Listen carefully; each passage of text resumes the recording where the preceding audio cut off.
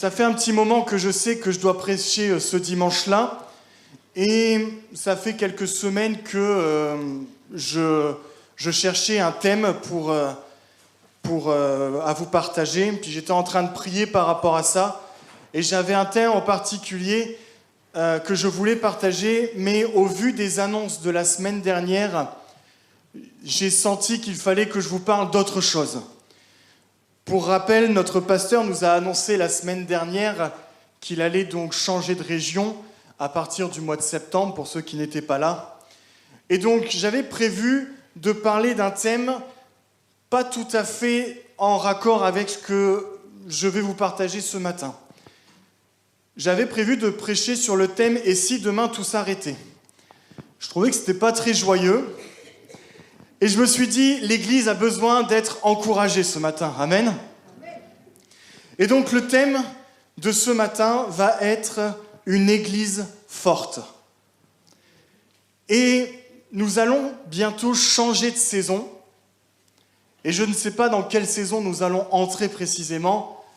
Mais tout ce que je sais, c'est que si nous sommes une Église forte, alors la gloire de Dieu va se révéler. Et j'aimerais ce matin qu'on puisse voir ensemble comment être une église forte. Et je peux vous garantir que, au fur et à mesure des éléments que j'ai pu chercher pour écrire ma prédication, nous sommes une église forte. Je pensais plus d'amen, hein. J'avais écrit « L'église va dire amen ». Je suis très déçu. Nous sommes une église forte. Amen. Ah bon, ouais, voilà. J'avais peur que vous n'étiez pas très convaincus. J'aimerais qu'on commence dans Matthieu 16, verset 18. Matthieu 16, verset 18 qui dit « Et moi je te dis que tu es Pierre, et que sur ce rocher je construirai mon église, et les portes du séjour des morts ne l'emporteront pas sur elle. Amen. » C'est Jésus qui dit à Pierre « Voilà, je vais bâtir mon église. » Et je vais le bâtir sur un rocher tellement solide que les portes de l'enfer ne pourront rien contre elle. Mais le premier point que j'aimerais aborder ensemble, c'est le contraire d'une église forte. C'est une église qui est fragilisée. Jésus affirme qu'il va construire son église et que rien ne pourra être fait contre elle. Mais je me suis posé une question. Si c'est le cas, alors pourquoi autant d'églises sont aujourd'hui fragilisées et sont même divisées ou vont jusqu'à fermer leurs portes? Et donc j'ai été chercher à comprendre pourquoi, et j'en suis arrivé à la conclusion que tout simplement parce que certaines églises ont arrêté de jouer leur rôle. Quel est le rôle de l'église ? C'est d'être l'épouse du Christ. Mais si une épouse arrête de jouer son rôle, alors l'essence même du couple s'arrête. Imaginez un instant, mon épouse décide d'arrêter de jouer son rôle. Elle décide de faire sa vie de son côté, d'aller voir ailleurs, d'être infidèle. Est-ce que moi, sans repentance de sa part, je pourrais continuer à être son époux? Est-ce que moi, je pourrais continuer à la protéger alors qu'elle a décidé de s'éloigner volontairement de moi? Clairement, non, parce qu'elle aura décidé de partir. Et il y a des églises qui, à cette même image du couple, puisque nous savons que la Bible utilise l'image du couple pour la relation de l'épouse avec le mari, la Bible utilise cette image pour l'Église avec Christ. Christ est l'époux et nous sommes l'épouse. Et donc toutes les recommandations qui sont données dans un couple dans la Bible s'appliquent également à l'Église. Je vous invite à ouvrir Éphésiens 5, versets 22 à 25. Éphésiens 5, versets 22 à 25. Si vous avez la flemme d'ouvrir vos Bibles, c'est à l'écran. Femmes, soumettez-vous à votre mari comme au Seigneur. Amen. Non, j'arrête pas là. Je vais avoir des problèmes. Si ma femme regarde l'enregistrement cette semaine, je vais dormir sur le canapé. Alors, Car le mari est le chef de la femme, comme Christ est le chef de l'Église qui est son corps et dont il est le sauveur. Mais tout comme l'Église se soumet à Christ, que les femmes aussi se soumettent en tout à leur mari. Marie, aimez votre femme comme Christ a aimé l'Église. Il s'est donné lui-même pour elle. Amen. Alors, ce texte a été souvent utilisé à des fins un peu autoritaires ou légalistes, où l'homme s'arrête à un verset, la femme s'arrête à un autre verset, puis ça fait un débat dans le couple. Mais clairement, il est parlé en fait d'une réciprocité. C'est-à-dire que le couple doit être dans cet amour réciproque. Cet amour, c'est que le mari aime sa femme comme Christ a aimé l'Église.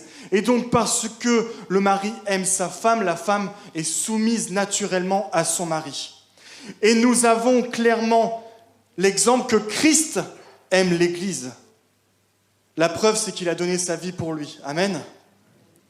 Et donc, nous devons, du coup, en tant qu'Église, nous soumettre à Christ. Il est dit, mais tout comme l'Église se soumet à Christ. Et je pense qu'il y a une vraie problématique dans notre société aujourd'hui, c'est que si l'Église est fragilisée, c'est tout simplement parce que l'Église a arrêté de se soumettre à Christ, du moins certaines. Combien d'églises se conforment aujourd'hui au siècle présent ? On présente un évangile édulcoré avec des enseignements basés sur moi, me faire du bien, moi, me projeter, moi, mes projets, moi, mon bien-être. Et on oublie du coup certaines paroles qui dérangent, certaines paroles qui du coup amènent à la conversion, qui amènent à la repentance. Ça, c'est pas un évangile qui attire. Ça, c'est pas un évangile qui remplit l'église. Enfin, du moins, c'est ce que certaines églises pensent. Parce que pour moi, c'est le seul évangile qui sauve. Ou alors, par peur, du coup, que certaines chaises se vident, certaines églises sont dans le compromis. On prêche différentes choses, ou alors on prime sur des musiciens ultra performants, des musiciens professionnels, qui, d'ailleurs, on se demande si certains sont convertis. Ou alors, on va axer sur des prédicateurs charismatiques qui vont crier au lieu de prêcher. D'ailleurs, il faudrait que je baisse ma voix un peu. Avec des doctrines douteuses, soi-disant hyper charismatiques. Mais est-ce que c'est ça, l'Église ? Une Église, c'est celle qui se soumet à Christ, qui se soumet à sa parole, qui n'a pas peur de prêcher l'Évangile, qui n'a pas peur de dire « ça, c'est un péché et il faut que tu te repentes ». C'est ça, l'Église. Et une Église qui ne fait pas de compromis avec le péché ou avec le siècle présent est une Église forte. Et ce n'est pas une Église qui est fragilisée. Combien d'églises aujourd'hui ont plus de priorité sur le nombre de vues sur leurs réseaux sociaux que le nombre de personnes qui se convertissent réellement ? Une fois, j'ai un pasteur qui disait « Dieu est en train de faire de grandes choses. Les vidéos qui sont projetées sur les réseaux sociaux font des millions de vues. » Mais je lui ai dit « Mais il y a des chats qui tombent dans des litières, ils font des millions de vues pareilles. » C'est pas ça qui change la vie. C'est la prédication de la repentance. Et permettez-moi de vous dire que lorsque les portes de l'enfer voudront s'attaquer à ces églises, via une persécution, peut-être qu'aujourd'hui elles sont pleines parce qu'elles attirent par des artifices, mais s'il y a persécution, ce seront les premières à se vider. Parce que ce ne sera pas ancré sur le rocher qui est Christ. Parce que ces églises ne sont pas les épouses de Christ. Ne soyez pas attirés par cela. Soyez attirés par l'annonce de l'Évangile en entier. Celle qui vous amène à vous repentir, celle qui vous amène à porter votre croix, celle qui vous amène à renoncer à vous-même pour suivre Christ. Amen. Je vous donne un exemple. Vous connaissez l'église de Mulhouse. Cette église-là a été confrontée à une grande persécution durant le Covid. Je pense que vous en avez entendu parler, et même les non-chrétiens en ont entendu parler, puisque les médias se sont clairement acharnés sur cette église. Soi-disant, c'était elle qui avait propagé le Covid en France. S'il y avait autant de morts et autant de contaminés, c'était Mulhouse. C'était pas le match de foot qui a eu lieu quelques jours avant. C'était pas d'autres rassemblements qui avaient eu lieu avant. C'était Mulhouse. Cette église a été attaquée.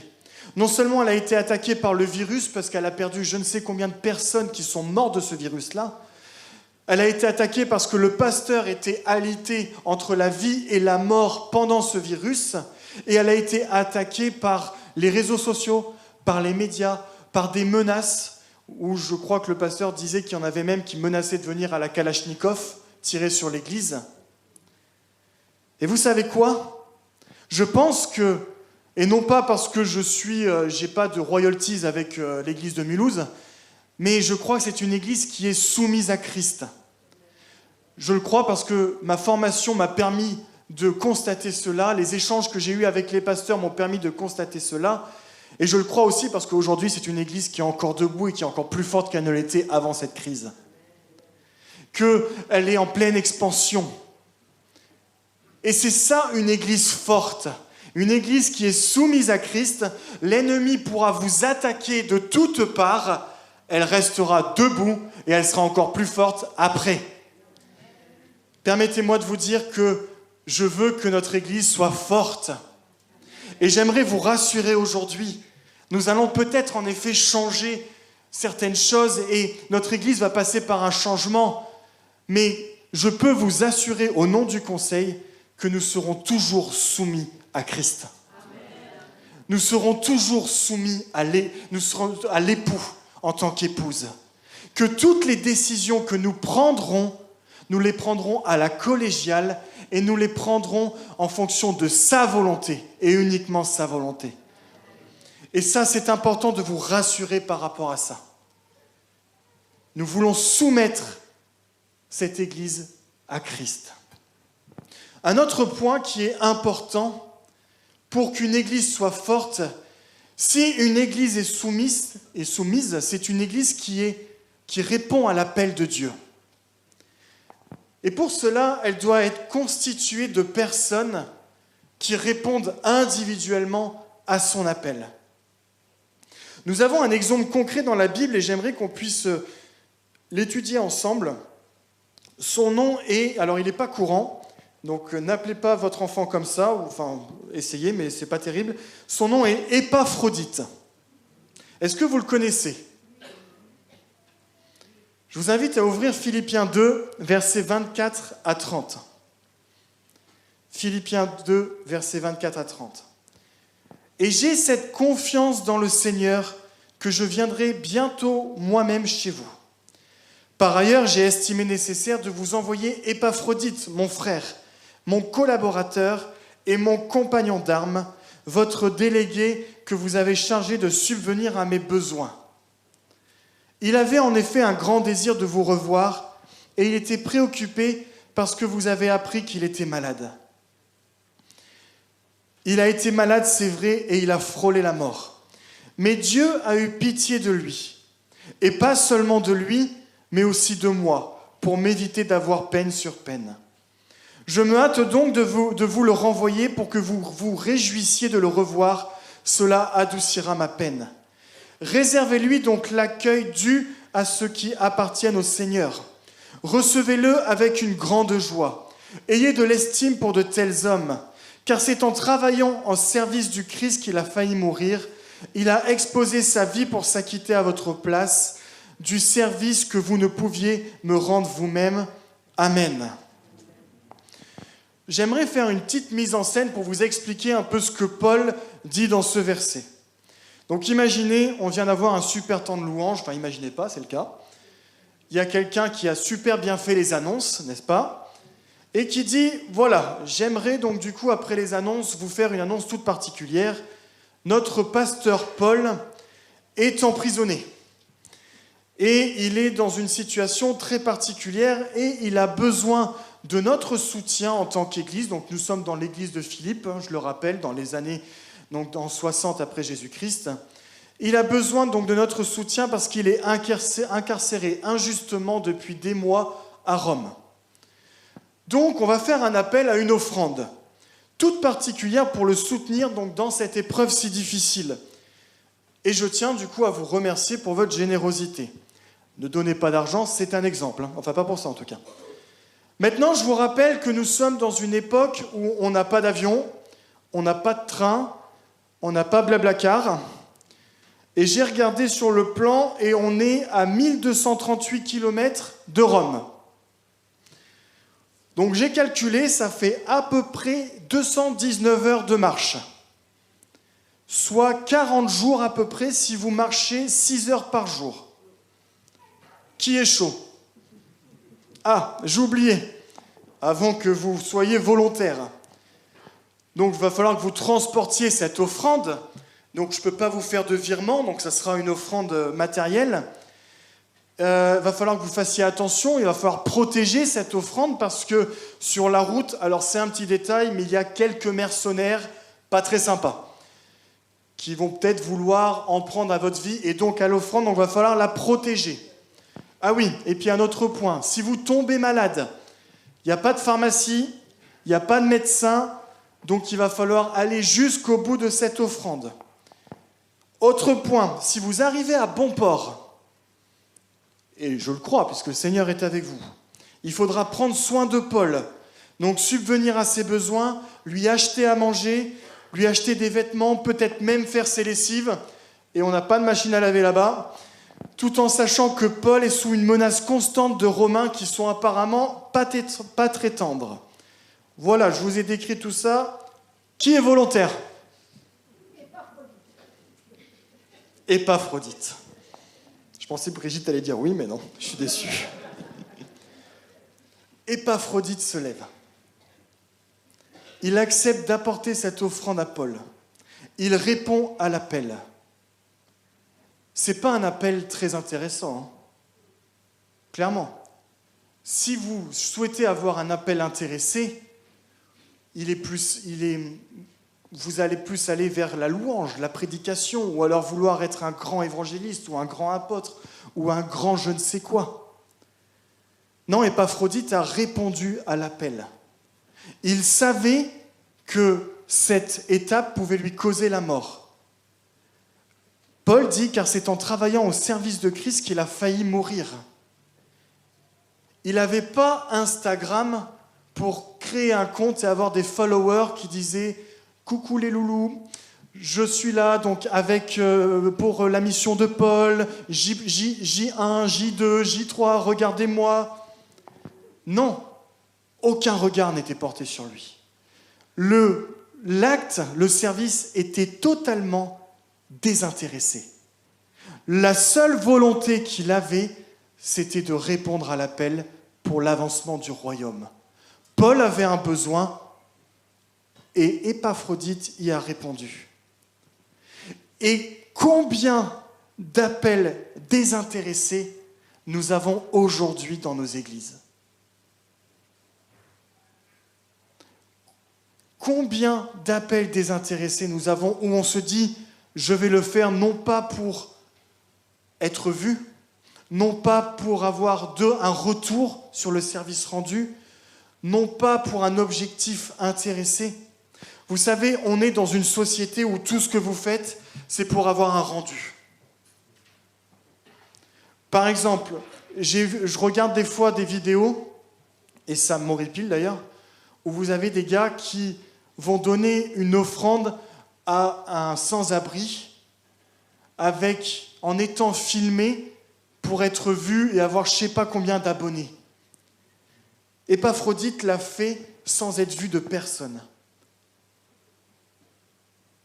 Et je pense que nous, en tant que chrétiens, nous devons veiller à ce que, si nous voulons répondre à l'appel de Dieu, c'est pour uniquement répondre à l'appel de Dieu. Et si l'Église est constituée de personnes qui souhaitent vraiment répondre à cet appel, alors permettez-moi de vous dire que nous serons une Église forte. Comment ? Dans Philippiens 4, verset 8, Paul dit « Enfin, frères, nourrissez vos pensées de tout ce qui est vrai, noble, juste, pur, digne d'amour ou d'approbation, de tout ce qui mérite respect et louange. » Ces caractéristiques sont tout le contraire de intéressé, égoïsme ou autocentré. Épaphrodite a fait tout ce parcours uniquement pour Dieu et pour son œuvre. Et Paul dit plutôt également, toujours dans Philippiens 2, versets 2 à 3, « Rendez ma joie complète, tendez à vivre en accord les uns avec les autres, et pour cela, ayez le même amour, une même pensée, et tendez au même but.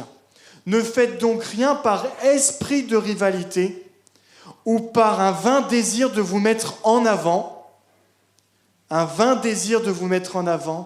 au contraire, par humilité, considérez les autres comme plus importants que vous-même. Amen. » Épaphrodite a considéré Paul plus important que lui-même. Il a considéré l'œuvre de Dieu plus importante que lui-même. Voilà ce que Paul dit dans ce verset, et il décrit comment se comporte une église forte. C'est une église qui est en accord les uns avec les autres, qui a le même amour, une même pensée, un même but, aucun esprit de rivalité, aucun désir de se mettre en avant, qui considère les autres comme plus importants que soi. Amen. Et je prie pour que ça soit le cas de notre Église. Amen. Et voilà ce que dit Paul. Je reprends le verset 25. Il dit « Par ailleurs, j'ai estimé nécessaire de vous renvoyer Épaphrodite, mon frère. » Et comment il décrit Épaphrodite, comme son frère, son collaborateur, son compagnon d'armes. Voilà les titres qu'il donne à Épaphrodite. Et il dit dans le verset 29, « Réservez-lui donc l'accueil dû à ceux qui appartiennent au Seigneur. Recevez-le avec une grande joie. Ayez de l'estime pour de tels hommes. Amen. » L'Église forte doit avoir de l'estime pour ceux qui répondent à l'appel, pour uniquement répondre à l'appel. Mes amis, nous devons répondre à l'appel. Nous sommes tous appelés individuellement à quelque chose de particulier. Et nous devons répondre à l'appel tout simplement parce que nous voulons servir Christ et uniquement Christ. Amen. Un autre point qui est important pour avoir une église forte, et Paul insiste sur ce fait, il demande à ce qu'on ait le même amour, la même pensée et le même but. Ça décrit une église unie. Et voilà ce qui est dit dans 1 Corinthiens 1, verset 10. 1 Corinthiens 1, verset 10. « Je vous supplie, frères et sœurs, par le nom de notre Seigneur Jésus-Christ, de tenir tous le même langage, qu'il n'y ait pas de division parmi vous, mais soyez parfaitement unis dans le même état d'esprit et dans la même pensée. Amen. » C'est ce qu'on appelle la communion fraternelle. Pour avoir ce même amour, cette même pensée, ce même but, c'est la communion fraternelle qui doit être l'essence même de l'Église pour une Église forte. Et ça, c'est quelque chose que l'Église de Corinthe avait du mal à vivre, puisque Paul leur écrit en plein contexte de division. Et à l'inverse, on peut voir dans les Actes des Apôtres une Église qui, elle, était forte, au vu de la description qui était faite, dans Acte 2, verset 42, et vous connaissez tous ce passage, Acte 2, verset 42, « Ils persévéraient dans l'enseignement des apôtres, dans la communion fraternelle et dans la fraction du pain et dans les prières. Amen. » Ils persévéraient dans la communion fraternelle. Et un peu plus loin, au verset 47, il est dit « Le Seigneur ajoutait chaque jour à l'Église ceux qui étaient sauvés. » L'Église était forte et elle grandissait en nombre parce qu'ils persévéraient dans la communion. Nous, Église EPE Limoges, nous devons persévérer dans la communion fraternelle. Si nous voulons être une Église forte, nous devons persévérer. J'ai lu un témoignage cette semaine. C'est le témoignage d'un pasteur qui avait la joie d'accueillir un ancien membre de gang, donc aux États-Unis, dans son église. Et alors, c'était le stéréotype même du membre de gang, donc tatoué de la tête aux pieds, assez bas, assez costaud, on n'avait pas spécialement envie d'aller l'embêter. Et il venait à l'église, et il commençait à avoir une pleine relation avec Jésus. Il commençait à servir dans l'église. Et du jour au lendemain, le pasteur a constaté qu'il ne le voyait plus venir à l'église. Et donc le pasteur, s'inquiétant, l'appelle et dit « Écoute, qu'est-ce qui se passe? Pourquoi on ne te voit plus ?» Et voilà ce qu'il dit mot pour mot, je le lis. « Je m'étais fait une mauvaise idée de ce à quoi ressemblait l'église. Quand j'ai rejoint l'église, je pensais que ce serait comme entrer dans un gang. Vous voyez, dans les gangs, on n'était pas simplement gentils les uns vers les autres une fois par semaine, on était une famille. » Et quand j'ai lu ça, j'ai trouvé ça triste.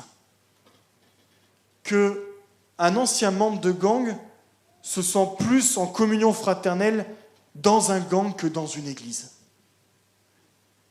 Mais permettez-moi de vous dire que le manque de communion entre nous affaiblit l'Église. Mais lorsqu'elle est présente, ça la fortifie. Je vous donne un autre exemple par rapport à notre Église.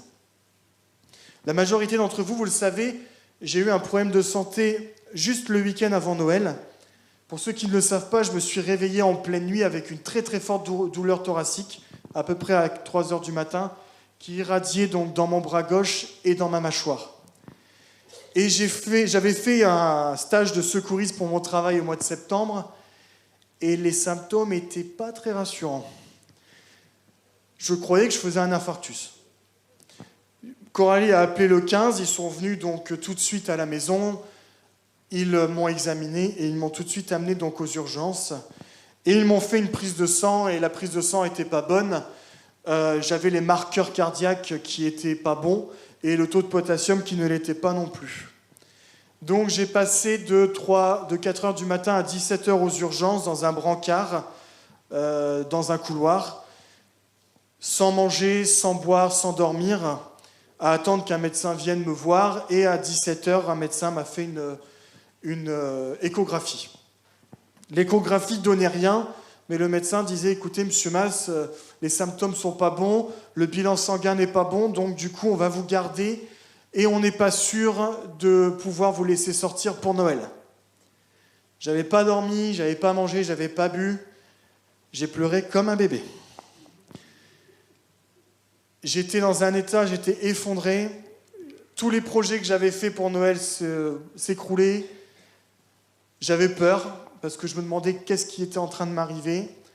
Et donc, le samedi soir, sans aucune nouvelle, on m'a mis donc dans une chambre d'hôpital. Et j'ai passé le samedi soir jusqu'au lundi à voir personne et à attendre de savoir ce qui m'arrivait. Certains d'entre vous étaient là le dimanche matin et le pasteur a fait une annonce et vous avez prié pour moi. Je peux vous dire que notre Église est une Église qui pratique la communion fraternelle. J'ai eu des messages d'amour. J'ai eu des appels. Ma femme a été soutenue. Il y a des gens qui ont demandé mon numéro au pasteur pour m'appeler. Et je me suis senti aimé. J'ai eu des messages pendant le temps où j'étais à l'hôpital à attendre de prière et de soutien. Eh bien, je peux vous dire que l'Église est une Église forte. Et nous pratiquons la communion fraternelle. Et je vous encourage à continuer à le faire. À continuer à le faire auprès de notre ami Michel qui vit par une situation difficile. Et ça m'a énormément aidé d'avoir ces messages de soutien et ces messages d'amour. Et pour vous rassurer, donc j'ai fait d'autres examens. J'ai pu sortir le lundi et j'ai juste fait un spasme coronarien lié à beaucoup de fatigue et la prise d'un médicament qui s'appelle le Fervex que je vous déconseille fortement. Et c'est pour ça qu'ils sont en train de le retirer du marché. Proverbe 17, verset 17 dit « Un ami aime en tout temps, et quand survient l'adversité, il se révèle un frère. » Je peux déclarer que dans cette communauté, j'ai des frères et sœurs. Amen. Nous sommes des frères et sœurs, et nous devons vraiment pratiquer cette communion. Et vous savez, donc, au mois de juin, notre pasteur va partir Et en septembre, le conseil va tout faire pour qu'on puisse trouver un pasteur. Et ce pasteur, si on le trouve, je tiens à vous rassurer également, ce sera donc déjà dans un travail d'identité d'église que le conseil va faire ensemble avec la communion au centre. Et nous allons également, si quelqu'un se propose, vous le présenter. Il va y avoir des temps où vous allez pouvoir échanger avec lui et le choix du pasteur est soumis à l'Église via Assemblée Générale. Je tiens à vous rassurer par rapport à ça. Mais tout doit se faire dans la communion fraternelle. Amen. Un autre point qui est important pour une Église forte, et ça sera mon dernier point, j'invite à ouvrir Hébreux 10, verset 23, qui dit « Restons fermement attachés à l'espérance que nous reconnaissons comme vraie, car celui qui nous a fait les promesses est digne de confiance. Et veillons les uns sur les autres pour nous encourager mutuellement à l'amour et à la pratique du bien. » Ça, c'est la communion. Et ensuite, il est dit « Ne prenons pas, comme certains, l'habitude de délaisser nos réunions. Au contraire, encourageons-nous mutuellement, et cela d'autant plus que vous voyez se rapprocher le jour du Seigneur. Amen. » Mon quatrième point, c'est la persévérance. Une église forte, c'est une église où les membres sont persévérants dans cette église, peu importe la saison dans laquelle elle est en train de passer. Le problème, et je reviens toujours à cette problématique de notre société, c'est surtout qu'on est dans une société de consommation. Et le risque avec cette mentalité, c'est que dès que quelque chose ne va pas, je vais voir ailleurs. On le voit beaucoup dans les couples. J'ai énormément de collègues où je crois qu'en 4 mois, j'ai pu entendre dire qu'il y a 5 séparations, 5 divorces ou 5 personnes qui se quittent avec des enfants au milieu. Parce qu'il y a un truc qui ne va pas, on ne cherche pas à le réparer, on n'est pas dans la persévérance, on va voir ailleurs. Et c'est le même cas des fois dans les relations d'amitié. Peu d'amitiés sont solides parce que dès qu'il y a quelque chose qui ne va pas, on supprime du répertoire téléphonique, de Facebook et d'Instagram, et puis on passe à quelqu'un d'autre. Et ça, c'est la consommation de relations. Et comme on change de fournisseur d'énergie, et je suis bien placé pour le savoir, on va voir à la concurrence dès que c'est moins cher, dès que c'est mieux, on change de banque, on change d'assurance, et on change de relation de couple ou on change d'amitié. Et je crains que dans l'Église, ça soit pareil. Pas dans la nôtre, j'en suis sûr. Mais je crains que dans certaines églises, on vienne en tant que consommateur pour recevoir quelque chose. Je viens parce que la louange me fait du bien. Je viens parce que la louange est faite sans fausse note, et ça c'est très important. Je viens parce que le prédicateur est un homme charismatique qui crie, je le redis, et il faut d'ailleurs que je baisse mon ton aussi, et qui bouge parce que j'ai pas envie de m'endormir, j'ai envie que ça réveille. Et si un des critères ne convient pas, alors on dit d'une manière très rebelle, je quitte l'Église. Mais permettez-moi de vous dire que ces personnes, si elles vont voir ailleurs, elles passeront leur temps à aller d'église en église en église. Vous savez pourquoi ? Parce que l'église parfaite n'existe pas.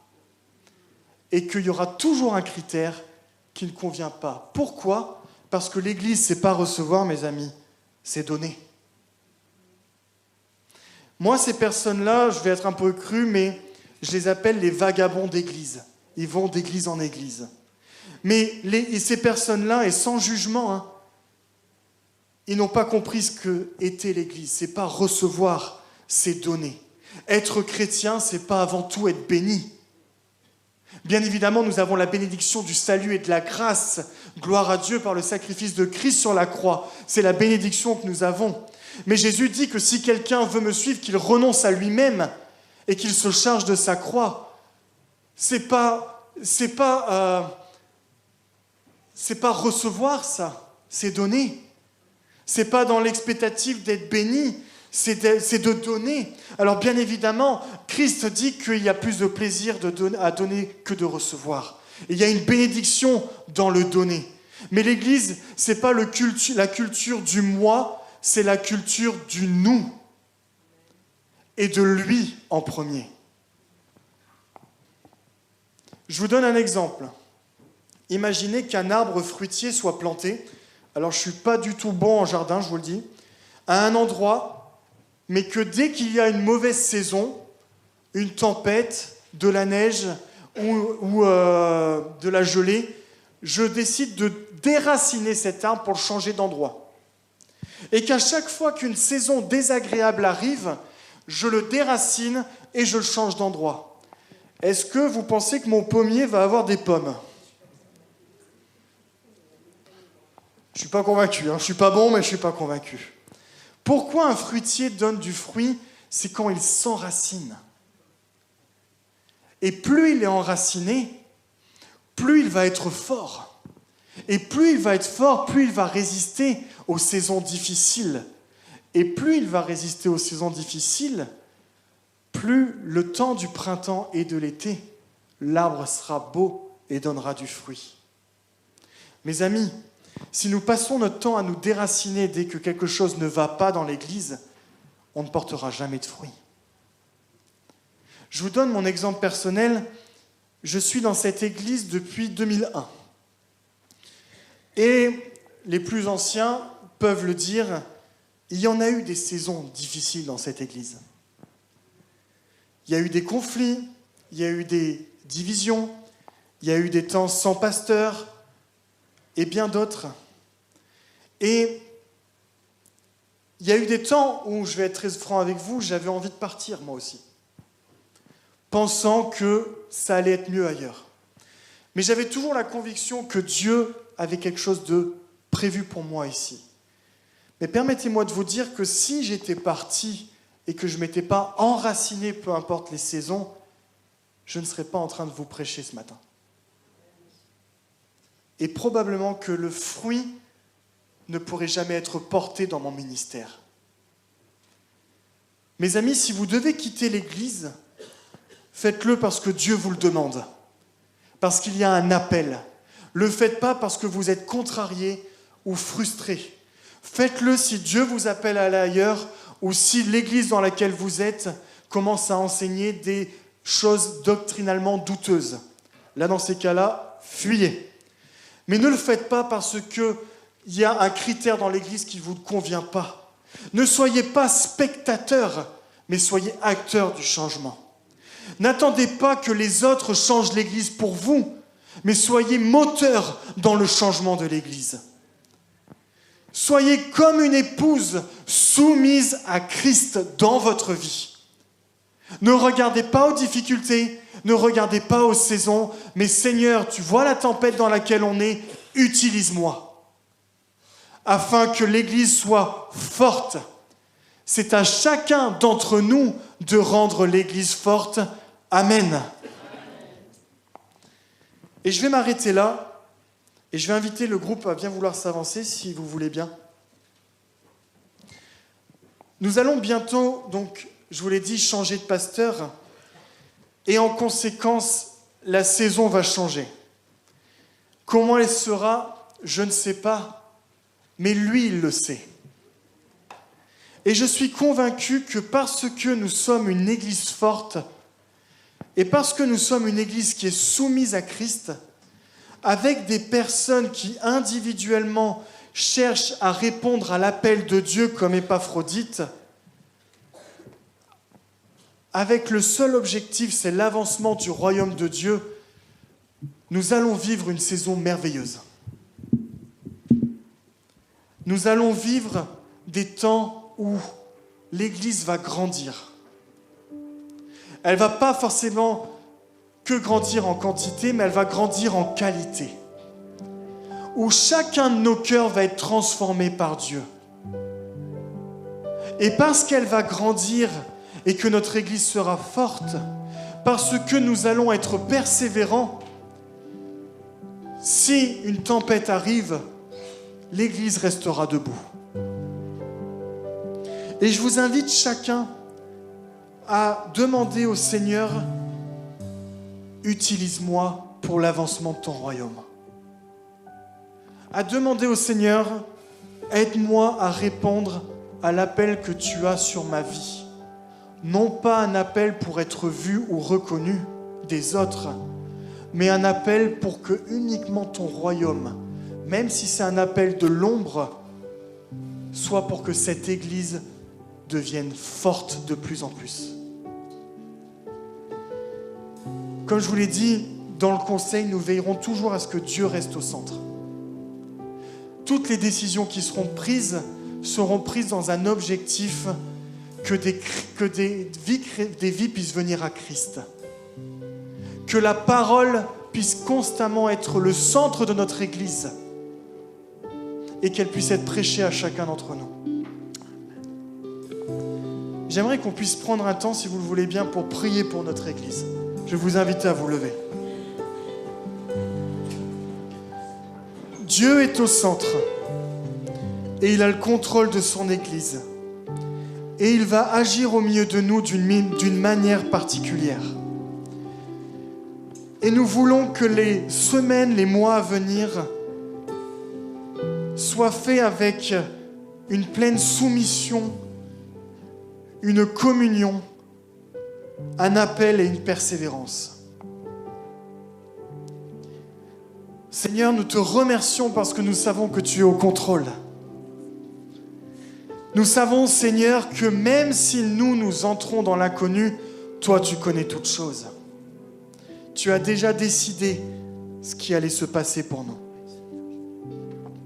Et tu nous appelles aujourd'hui à être une Église forte. Et nous voulons, Seigneur, te demander toute ton aide, ton esprit, ta volonté et ton inspiration. Nous voulons, Seigneur, nous humilier devant ta face, fléchir le genou devant ta gloire et te laisser prendre le contrôle de toutes choses. Que, Seigneur, nous puissions nous soumettre les uns aux autres et nous soumettre à toi en priorité.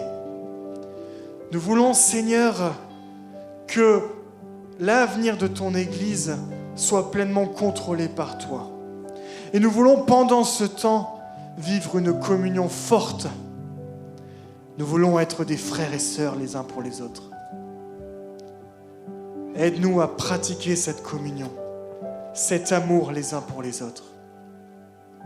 Aide-nous, Seigneur Jésus, à persévérer dans la foi, à persévérer dans ta parole, à persévérer dans ta volonté. Et je te remets, Seigneur, la personne que tu as prévue pour reprendre cette Église. Et je te remercie pour cette personne. Et je te demande de la bénir là où elle est. Je te remercie aussi pour notre pasteur Julien. Merci, Seigneur, pour ces 12 ans où son ministère a pu être pratiqué dans cette Église. Et nous savons que ce ministère a porté du fruit dans cette Église. Et nous voulons, Seigneur, que tu le touches là où il est, dans son futur, afin que son ministère puisse continuer à porter du fruit dans l'église d'Angers et là où tu l'appelleras. Nous te remercions, Seigneur, parce que tu vas donner ta paix dans chacun des cœurs dans les mois à venir. Nous te remercions, Seigneur, parce que tu vas inspirer le conseil de cette Église dans les décisions et inspirer l'Église dans sa décision. Tu vas également nous inspirer dans notre identité d'Église. Nous voulons que lorsque nous allons écrire cette identité, elle soit écrite en accord avec ta parole et avec toi et uniquement avec toi. Nous voulons, Seigneur, que tu viennes révéler ta vision pour nous et que nous puissions pleinement la suivre avec humilité et